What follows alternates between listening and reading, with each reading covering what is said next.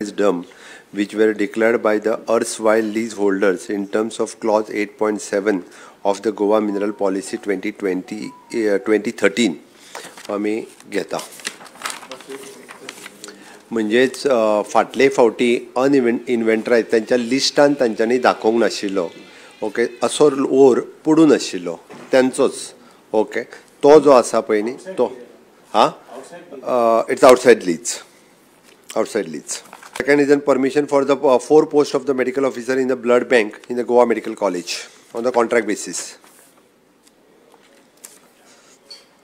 Third one is for the repair renovation of the existing building of the veterinary hospital at Kutti for the new government veterinary college. The शुरुआत है. Proposal for the amendment of the Goa Public Service Commission Regulation 2020 various ह्या संदर्भातले senior rules जे आसा आरआर्स जे changes केल्ले ते GPSC amend करता. ताज्या खातीर आसा प्रपोजल.